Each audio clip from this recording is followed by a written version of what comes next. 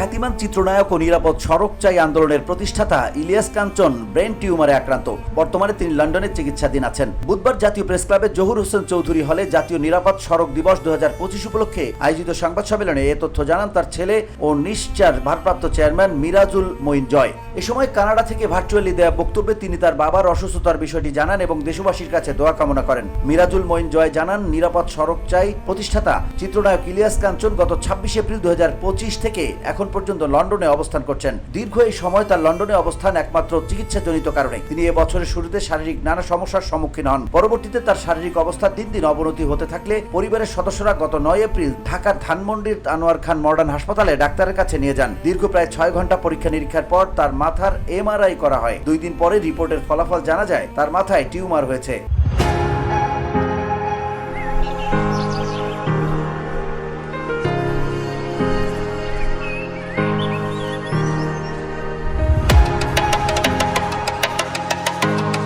তিনি বলেন, অবশ্য আগে থেকেই তিনি কথা বলতে গিয়ে আটকে যেতেন, অনেক কিছু মনে করতে কষ্ট হতো।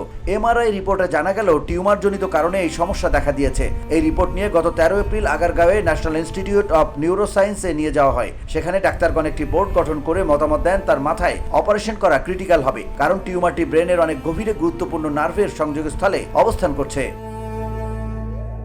তিনি আরো বলেন, ডাক্তারদের এই মতামত জানার পরে পারিবারিকভাবে সিদ্ধান্ত আসে লন্ডনে নিয়ে চিকিৎসা করার। সিদ্ধান্ত মোতাবেক দ্রুত কাগজপত্র ঠিক করে গত 26 এপ্রিল 2025 তারিখে তিনি লন্ডনের উদ্দেশ্যে ঢাকা ত্যাগ করেন। লন্ডনে পৌঁছানোর পরের দিন থেকেই সেখানকার হার্লি স্ট্রিট ক্লিনিকে নিউরোসার্জারি ডাক্তারের অধীনে নেওয়া হয়। দীর্ঘ 3 মাস নানা পরীক্ষা নিরীক্ষার পরে গত 5 আগস্ট লন্ডনের ওয়েলিংটন হাসপাতালে প্রফেসর ডিমিট্রিয়াসের নেতৃত্বে তার মাথায় অস্ত্রোপচার করা হয়। VOD Bangla news desk.